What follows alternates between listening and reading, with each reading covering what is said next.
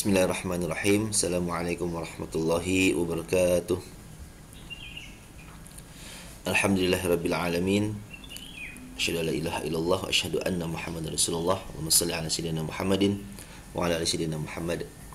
Allahumma rzuqna fahman nabiyyin hifzal mursalin wa ilhamal malaikatil muqarrabin bi rahmatika ya arhamar rahimin. Rabbi shrah li sadri wa yassir li amri wa hlul 'uqdatam min lisani yafqahu qawli. Amma ba'd. Teman-teman, kita lanjutkan kembali ya perkuliahan kita tentang lembaga keuangan bank dan non-bank. Saat ini kita masuk ke perkuliahan ke-11 ya. Kita akan bahas tentang perusahaan teknologi finansial atau financial technology atau fintech ya. Baik, sebelumnya saya akan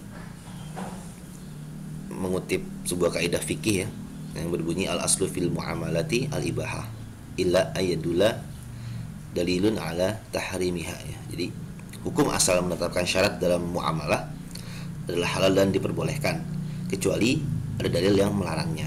Nah, ini perbedaan antara muamalah dengan ibadah. Kalau ibadah itu hukum asalnya adalah haram sampai ada dalil yang memerintahkan atau perintahnya. Sementara kalau muamalah hukum asalnya adalah halal atau diperbolehkan sampai ada larangannya gitu ya.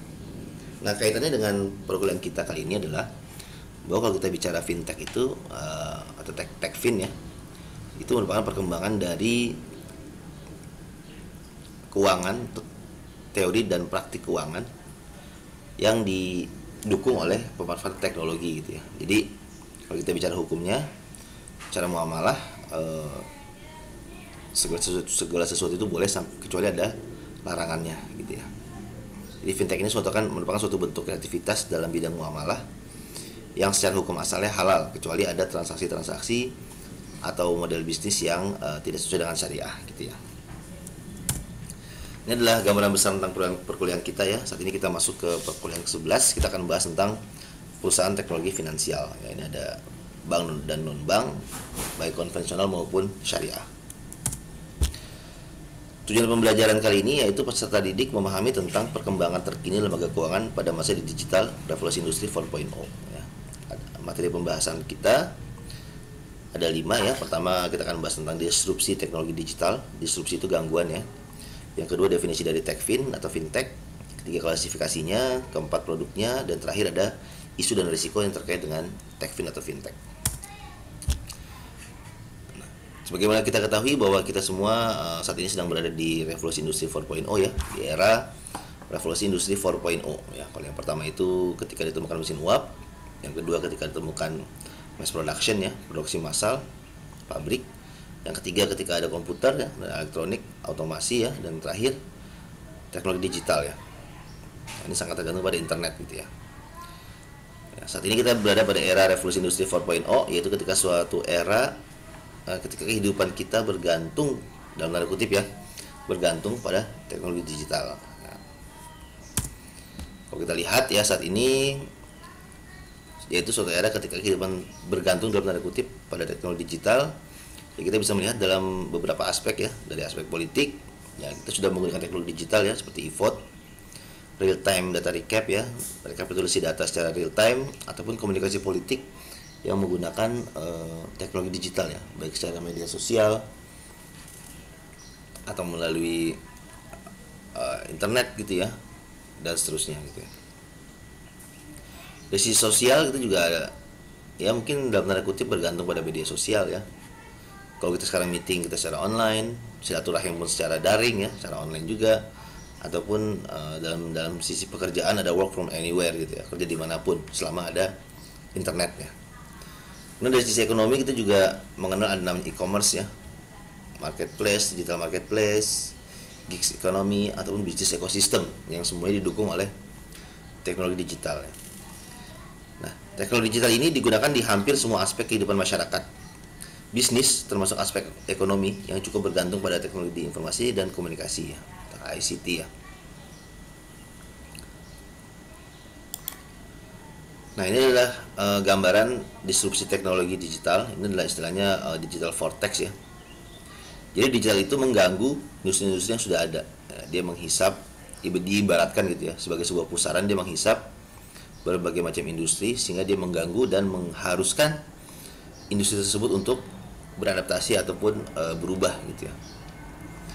Perkembangan teknologi digital pada era revolusi industri 4.0 memberikan dampak disrupsi atau gangguan pada bermacam industri. Nah, macam-macam ya, teknologi, media, retail, dan salah satu industri yang terdampak adalah industri jasa keuangan yang digambarkan dalam digital vortex atau pusaran digital yang dapat mengganggu bisnis jasa keuangan. Nah, yang nomor 4 ya, financial service, dia cukup terganggu oleh disrupsi teknologi digital ini.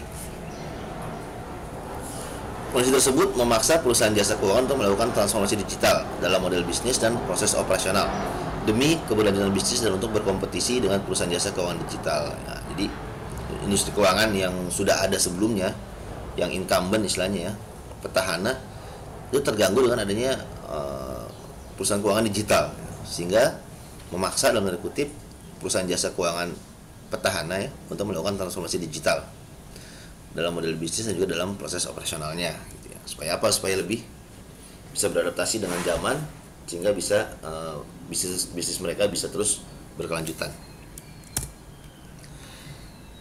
Nah, financial technology atau fintech ya, jika didefinisikan, ini merupakan penggunaan teknologi dalam sistem keuangan yang dapat menghasilkan produk, layanan teknologi dan atau model bisnis baru. Ya, jadi ada penggunaan teknologi di dalam sistem keuangan yang dapat menghasilkan produk, layanan, teknologi dan atau model bisnis baru gitu ya. Jadi pertama yang poinnya adalah penggunaan teknologi, yang kedua dia menghasilkan produk, layanan, teknologi dan atau model bisnis baru. Yang ketiga, dia akan berdampak pada stabilitas moneter, stabilitas sistem keuangan dan atau efisiensi, kelancaran, keamanan dan keandalan sistem pembayaran. Jadi ada dampaknya terhadap hal-hal yang sudah ada sekarang ini gitu ya, hal-hal yang sudah berlaku sekarang ini. Perkembangan teknologi finansial di satu sisi terbukti membawa manfaat bagi konsumen, pelaku usaha maupun perekonomian nasional. Namun di sisi lain memiliki potensi risiko yang apabila tidak dimitigasi secara baik dapat mengganggu sistem keuangan. Ya, jadi ada manfaat, ada juga risikonya ya, ada plus minusnya gitu ya. Di satu sisi dia bermanfaat ya bagi konsumen, pelaku usaha maupun perekonomian nasional. Namun juga ada potensi risiko yang perlu dimitigasi atau dikelola dengan baik gitu ya, supaya tidak mengganggu sistem keuangan nasional. Nah, fintech juga bisa diartikan dengan teknologi finansial. Jadi kalau di Indonesia kan fintech itu Techfin namanya. OJK menyebut perusahaan Techfin ini sebagai inovasi keuangan digital atau IKD. Inovasi keuangan digital yaitu aktivitas pembaruan proses bisnis, model bisnis dan instrumen keuangan yang memberikan nilai tambah baru di sektor jasa keuangan dengan melibatkan ekosistem digital. Jadi yang pasti di sini dia bisa membuat sesuatu proses bisnis, model bisnis dan instrumen keuangan yang baru gitu ya, yang memberikan nilai tambah gitu ya. Dan tentu saja melibatkan ekosistem digital ya. Jadi ada pemanfaatan teknologi digital di sini. Dapat dikatakan bahwa IKD atau Techfin merupakan perusahaan jasa keuangan yang menggunakan teknologi digital dalam model bisnis dan proses. Lembaga jasa keuangan adalah lembaga yang melaksanakan kegiatan di sektor perbankan, pasar modal, perasuransian, dana pensiun, lembaga pembiayaan, dan lembaga jasa keuangan lainnya sebagaimana dimaksud dalam Undang-Undang Nomor 21 Tahun 2011 tentang Otoritas Jasa Keuangan. Ekosistem IKD adalah komunitas yang terdiri dari otoritas, penyelenggara konsumen, dan atau pihak lain yang memanfaatkan platform digital secara bersama untuk mendorong IKD yang bermanfaat bagi masyarakat. Nah, jadi ada beberapa pihak yang berkepentingan ya, atau stakeholder ya, kepentingan di dalam inovasi keuangan digital ini ya. Tentu pertama ada otoritasnya, itu yang mengatur penyelenggaraan teknologi finansial ini.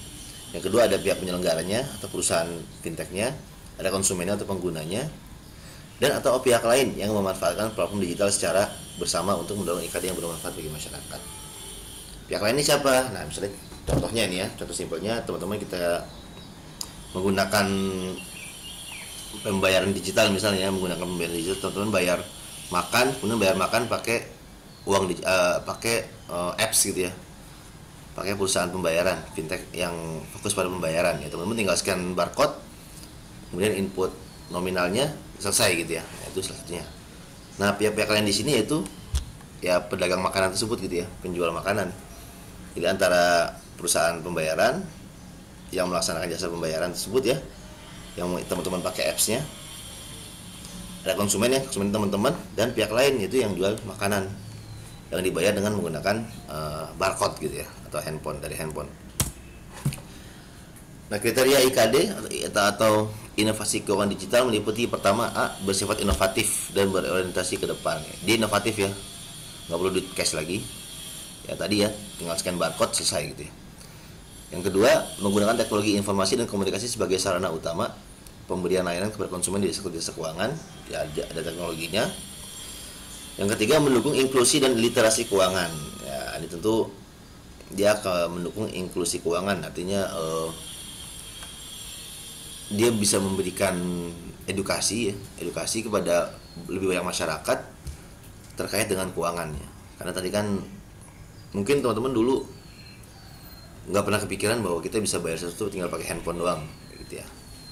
Nah, dengan ada teknologi ini kita dapat pembelajaran baru dan semakin banyak orang yang bisa bertransaksi karena cukup simpel gitu ya. Yang keempat, bermanfaat dan dapat berguna secara luas. Yang kelima, dapat diintegrasikan pada layanan keuangan yang telah ada. Ya, ada perbankan, ada fintech ya, bisa diintegrasikan. Teman-teman deposito melalui perbankan, teman-teman menggunakan apps untuk membayar transaksi gitu ya. Yang keenam, menggunakan pendekatan kolaboratif, ya saling mendukung satu sama lain. Yang ketujuh, memperhatikan aspek perlindungan konsumen dan perlindungan data. Nah, ini cukup penting ya, masalah perlindungan konsumen dan juga perlindungan data. Nah, itu yang harus kita perhatikan bareng-bareng gitu ya. Nah, benefit dan risiko dari transaksi Techfin dari sudut pandang nasabah. Ini dari sisi sudut pandang nasabah selaku pengguna Techfin ya, pengguna fintech ataupun pengguna apps tersebut ya, aplikasi tersebut. Benefitnya tentu pertama mudah diakses ya. Dengan teknologi digital, transaksi dapat dilakukan kapan saja dan di mana saja. Ya, teman-teman bisa beli barang ya kapanpun dan dimanapun selama ada internet, teman-teman bisa beli barang gitu ya. Dan bayarnya pun pakai fintech juga gitu ya. Jadi saling berhubungan ya. Teman-teman beli barang di marketplace, teman-teman bayar pakai perusahaan pembayaran ya, fintech pembayaran, payment. Yang kedua, meningkatkan inklusi keuangan. Dapat digunakan oleh golongan masyarakat yang unbankable. Ya, unbankable itu maksudnya mohon maaf, golongan masyarakat yang menengah ke bawah, yang mungkin penghasilannya tidak tentu, dan kalau mereka mengajukan pinjaman ke bank kemungkinan besar akan ditolak gitu ya. Ini namanya unbankable. Yang ketiga, transparan.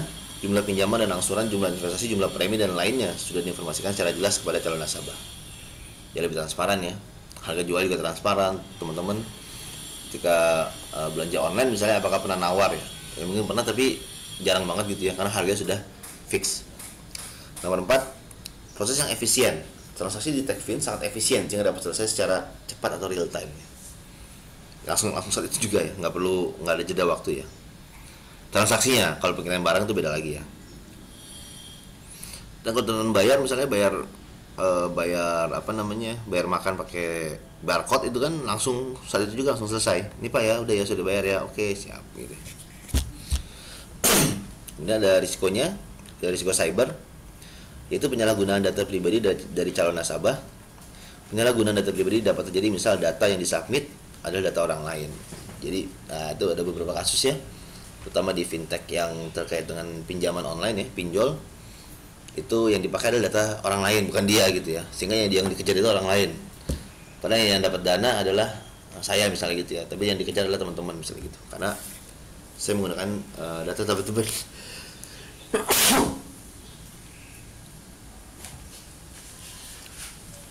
Kemudian atau data nasabah yang benar tapi disalahgunakan nih untuk penipuan dan kejahatan cyber lainnya. Jadi misalnya foto saya dipakai untuk hal-hal yang tidak bertanggung jawab gitu ya. Yang kedua adalah risiko keuangan. Uang nasabah yang telah diinvestasikan hilang dan disalahgunakan oleh pihak Techfin. Ya, ini mungkin untuk Techfin, fintech yang kaitan dengan investasi ya. Ketika kita nyetor duit atau ketika kita menanamkan modal kita ke dia atau investasi ke dia, ternyata bodong gitu ya investasinya, sehingga uang kita hilang. Yang ketiga ada risiko teknologi. Karena bergantung pada teknologi, jika terjadi kerusakan atau kesalahan algoritma, maka transaksi nasabah dapat raib. Ya, ini ada risiko teknologi juga ya. Jadi karena kita sangat bergantung pada teknologi, maka ketika ada terjadi error di situ, ada risiko bahwa kita mengalami kerugian gitu ya.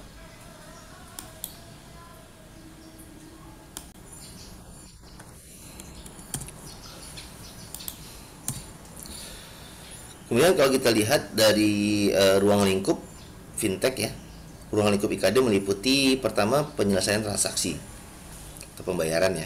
Tadi kita membayar pakai barcode ya. Yang kedua penghimpunan modal, yang mungkin ada crowdfunding di sini, urung dana ya.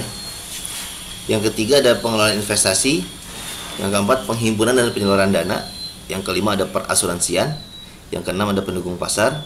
Yang ketujuh ada pendukung keuangan digital lainnya dan atau aktivitas jasa keuangan lainnya. Jadi macam-macam ya. Ada beberapa ruang lingkup IKD atau Techfin atau fintech. Nah, model bisnisnya antara lain ya, bidang usaha Techfin antara lain pertama ada pembayaran, payment. Nah, tadi ya, bayar pakai barcode. Yang kedua, manajemen kekayaan atau wealth management.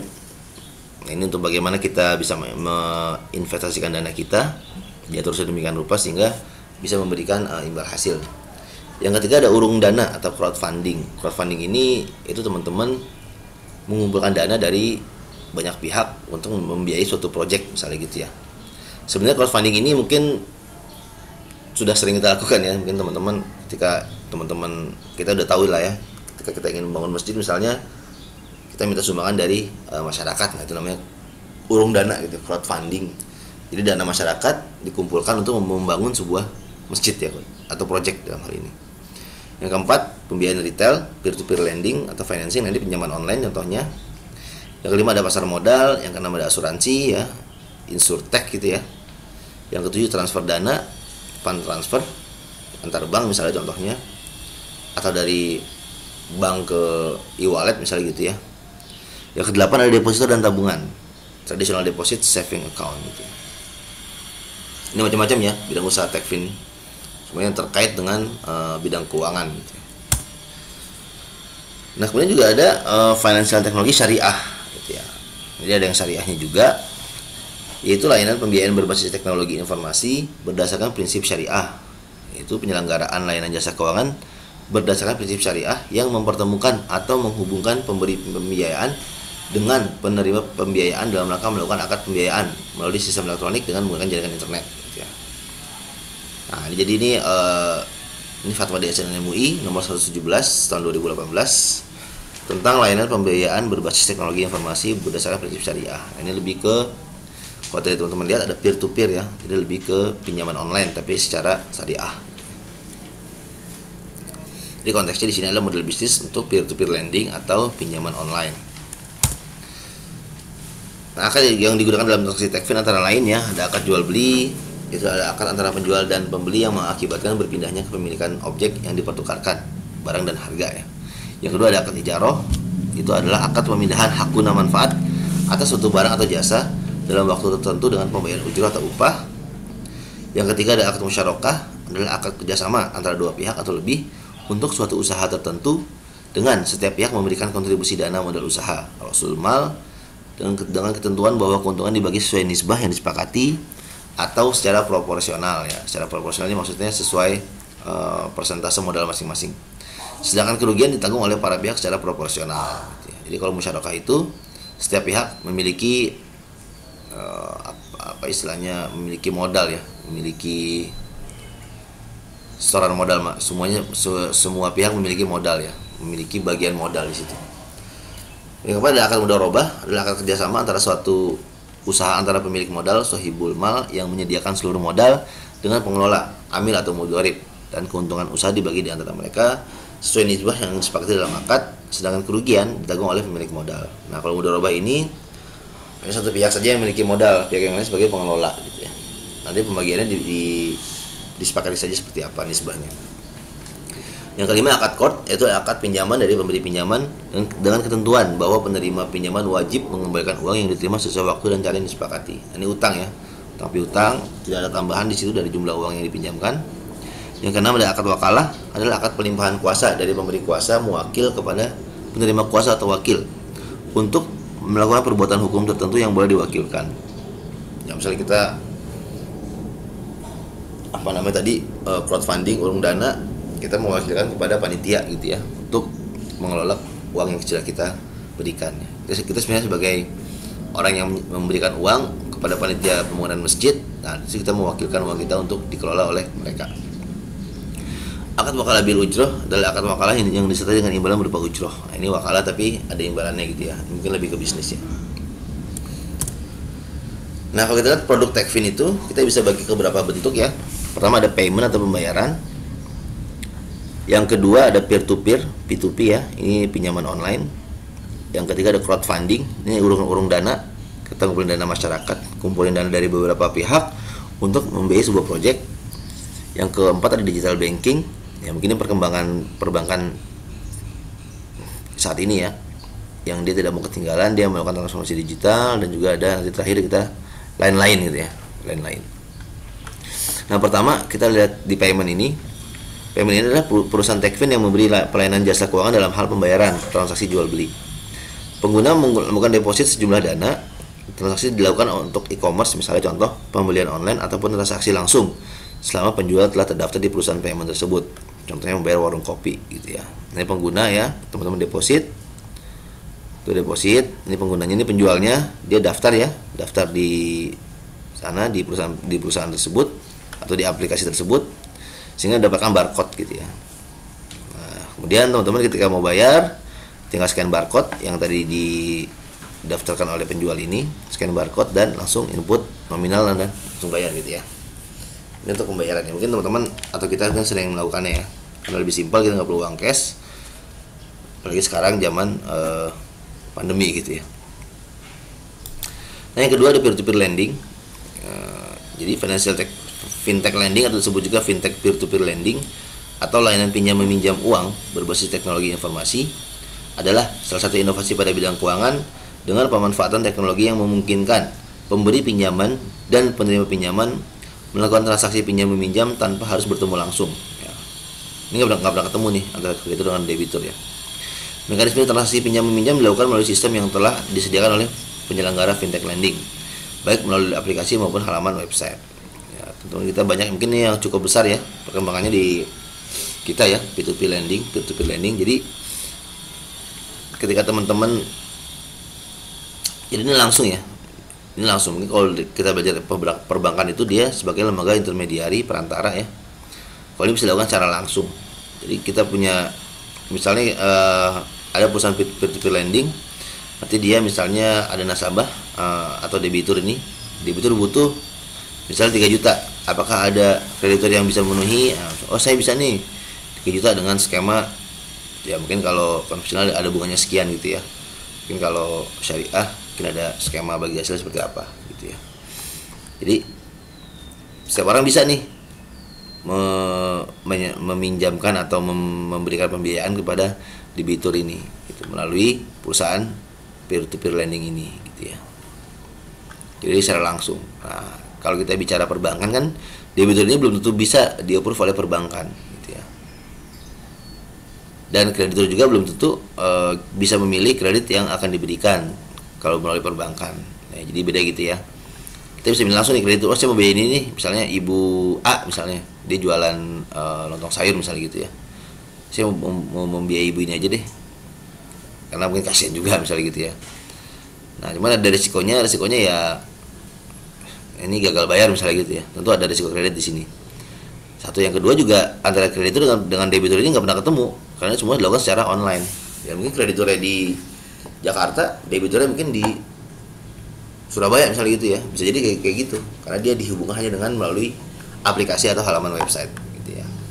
Ini namanya peer-to-peer lending, pinjaman peer-to-peer ya, orang ke orang, atau pinjol lah istilah sekarang, pinjaman online. Yang ketiga ada crowdfunding ya. Fintech crowdfunding disebut juga dengan urung dana. Perusahaan Techfin mengumpulkan investor untuk membiayai sebuah proyek. Contohnya proyek properti pembangun perumahan. Nah, jadi misalnya ini ada proyek ya, ada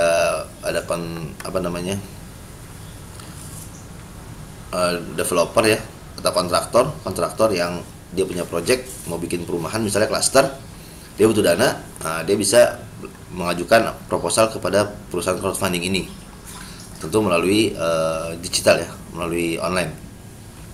Nah, dari sini kemudian crowdfunding ini dia melakukan analisa kelayakan proyek ini seperti apa, kemungkinan investasi seperti apa, baru dia membuka istilahnya kampanye kepada beberapa orang, melakukan kampanye di dunia maya gitu ya.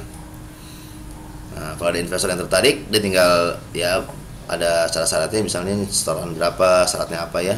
Dia tinggal menyerahkan uang kepada perusahaan crowdfunding ini, kemudian nanti disalurkan kepada project kontraktor tadi gitu ya. Jadi dana banyak orang ini dikelola oleh crowdfunding ini untuk disalurkan kepada project. Nanti dari hasil project ini akan ada bagi hasil, misalnya dia beli bikin rumah, dijual, harga rumahnya dari profit dari rumah tersebut dibagi kepada crowdfunding, juga dibagi juga kepada investor ini gitu ya. Dan kalau kita lihat praktiknya ini bisa jadi, saya pernah ketemu satu perusahaan crowdfunding, dia menjadi project perumahan di Bogor misalnya gitu ya. Tapi investor itu dari seluruh dunia gitu ya, dari Indonesia, dari Malaysia, dari Singapura, dari Afrika dan seterusnya gitu. Jadi karena kita bicara online itu ya kita bicara seluruh dunia gitu ya. Nah gitu ya. Jadi ini crowdfunding, yaitu urung dana, kita mengumpulkan dana untuk membiayai sebuah project. Nanti bagi hasilnya setelah project jadi dijual, nah ini dapat bagi hasil kepada pihak crowdfunding, pihak perusahaan crowdfunding dan juga pada investor-investornya. Oke, kita masuk ke digital banking ya. Digital banking adalah transformasi digital yang dilakukan oleh perbankan. Tujuan dari transformasi digital ini adalah untuk mengadopsi teknologi terbaru dalam model bisnis dan proses bisnis perbankan. Ya, perbankan juga nggak mau kalah ya sama fintech ya. Dari sisi nasabah, digital banking sangat efisien karena transaksi dapat dilakukan kapan saja dan di mana saja. Ya, kita mau buka rekening dulu harus ke kantor cabang, sekarang cukup pakai handphone saja. Ya, foto selfie dan KTP, ada interview sedikit atau video gitu ya. Itu langsung jadi selesai, kita bikin rekening, dan rekeningnya pun tidak pakai buku lagi tapi sudah dalam bentuk digital ya, platform digital di mobile banking di handphone. Dari sisi bank, digital banking dapat mengefisiensikan biaya, contohnya kantor cabang ataupun tenaga kerja ya, jadi bisa mengurangi biaya kantor cabang yang mungkin dulu dia harus modal berapa untuk nyewa ruko ya, untuk mungkin mendesain kantor tersebut sehingga sesuai standar, misalnya juga harus bayar tenaga kerja ya untuk keamanan, untuk kebersihan ya, belum lagi untuk tellernya, CS-nya dan seterusnya. Tapi dengan adanya digital banking ini tidak perlu lagi tuh, sudah tidak relevan lagi gitu ya suatu bank membutuhkan kantor cabang, karena kantor cabang bank itu ya ada di handphone masing-masing nasabahnya gitu. Jadi bank ini branchless bank, jadi bank itu sudah tidak memerlukan lagi kantor cabang. Kenapa? Karena kantor cabangnya itu sudah pindah ke handphone masing-masing nasabahnya. Kok bisa? Bisa. Kenapa? Karena setiap transaksi perbankan bisa dilakukan melalui handphone ya. Dari mulai pembukaan rekening, dari mulai kita transfer ataupun kita pembayaran ya, dan lain-lain bisa dilakukan melalui handphone. Nah, inilah kantor cabang bank nih. Jadi kita sebagai nasabah tidak perlu lagi ke kantor cabang, tapi cukup membuka handphone kita ya. Kita bisa melakukan transaksi perbankan di handphone gitu ya. Jadi sebetulnya digital banking gitu ya. Nah kemudian ada lain-lainnya ya, ada produk Techfin atau fintech yang lainnya, itu usaha lain yang dijalankan dengan memanfaatkan teknologi digital seperti mobile apps dan website antara lain ya. Ada insurtech ya, asuransi kita pakai online aja, beli produk asuransi melalui apps atau website, ataupun perdagangan berjangka komoditi seperti forex dan future ya, ini juga pakai online ya. Atau juga transaksi cryptocurrency ya, atau uang kripto seperti Bitcoin, Ethereum, Dogecoin dan lain-lain. Ini merupakan salah satu atau merupakan produk-produk dari kombinasi atau pertemuan antara transaksi keuangan dengan teknologi digital gitu ya. Jadi banyak hal yang berkembang di dunia keuangan dengan adanya teknologi digital ini. Kayak tadi di awal saya kutip kaidah fikih bahwa hukum asal al-aslu fil muamalati al-ibahah. Jadi setiap transaksi muamalah itu dasarnya adalah boleh gitu ya, halal. Kecuali ada larangannya. Nah, jadi kalau kita lihat mungkin di sini ada sangat banyak perkembangannya ya di dunia keuangan, di dunia financial teknologi ini. Techfin sangat banyak perkembangannya. Tadi baik itu kita masalah payment, pembayaran, peer to peer, crowdfunding ya, perbankan, bahkan untuk transaksi asuransi, transaksi komoditas berjangka, sampai ada sekarang juga ada cryptocurrency ya, mata uang kripto. Nah itu kan bagian dari keuangan dan teknologi digital gitu. Nah kita harus melihat pertama tentu dari sisi syariah ya, mana yang termasuk, mana yang mengandung hal-hal yang melanggar syariah, mana yang tidak gitu ya. Karena kalau kita bicara muamalah, kita mencari larangannya gitu ya. Ada nggak hal-hal yang dilarang oleh syariah? Kalau tidak ada berarti boleh, kalau ada berarti tidak boleh gitu ya. Kurang lebih seperti itu teman-teman. Nah ini adalah fintech map ya, teman-teman bisa cari di internet juga ya. Banyak macam perusahaan-perusahaan fintech yang ada di Indonesia ya. Ada Aino, Ayopop ya, ada Doku ya, mungkin teman-teman tahu ya, ada Finet, macam OVO ya,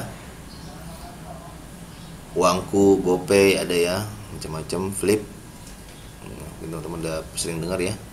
Ini untuk peer-to-peer lending ya, misalnya ada Coinworks, Kredivo ya, Crowdo, lagi nih Amanah ini insya Allah syariah ya, Amarta, AL, Aku ya, banyak ya, Investri.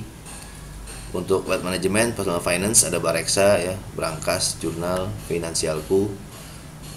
Comparison ya ada cekaja.com, ini perbandingan ya. Kredibel, Bos Tunai, ada Insurtech, Bima, Asuransiku ya, Raja Premi ya, Pasar Polis. Crowdfunding ada Etis, Kita Bisa ya, belum tahu Kita Bisa ya.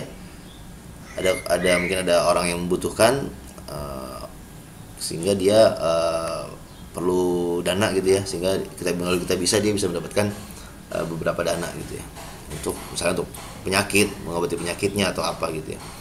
Ada juga Etis ini syariah. Capital Boost juga setahu saya syariah ya.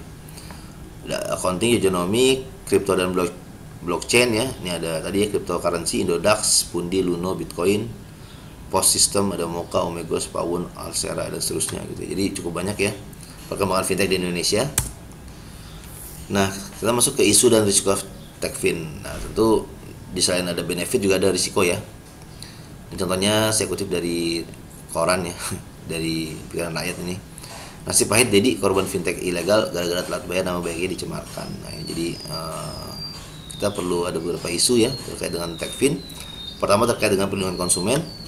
Banyak korban dari techfin ilegal. Nah, ini contohnya karena ilegal ya, tidak terdaftar di OJK. Mekanisme penagihan utang yang kurang etis seperti menyebarkan berita ke nomor kontak HP seperti keluarga, atasan, teman, pembayaran denda yang cukup besar dan lainnya. Jadi teman-teman kalau misalnya pinjol ya, ambil di pinjol, pinjaman online, teman-teman ngutang, gagal bayar, terlambat bayar, itu akan di-share ke nomor kontak yang ada di handphone teman-teman gitu ya. Ya ke temannya, ke orang tua, mungkin ke saudara, mungkin ke teman kantor ya, ke atasan. Ya, ada kasus misalnya di kantor itu misalnya ada orang yang ngutang di pinjol gagal bayar, itu dia diinfokan ke atasannya, sehingga atau teman-teman kantor, sehingga satu kantor itu tahu semua kok dia ngutang gitu ya. Nah, itu makanya nama baiknya dicemarkan. Ataupun dananya cukup besar gitu ya, dan seterusnya. Yang kedua ada perlindungan data pribadi, antara lain riwayat dan kondisi anggota keluarga, kondisi perawatan, pengobatan kesehatan fisik dan psikis seseorang, kondisi keuangan, aset, pendapatan dan rekening bank seseorang, hasil evaluasi hubungan dengan kapabilitas, intelektualitas, dan rekomendasi kemampuan seseorang, catatan yang menyangkut pribadi seseorang yang berkaitan dengan kegiatan satuan pendidikan formal dan satuan pendidikan non formal. Ya, ini data pribadi kita ya, harus dilindungi ya.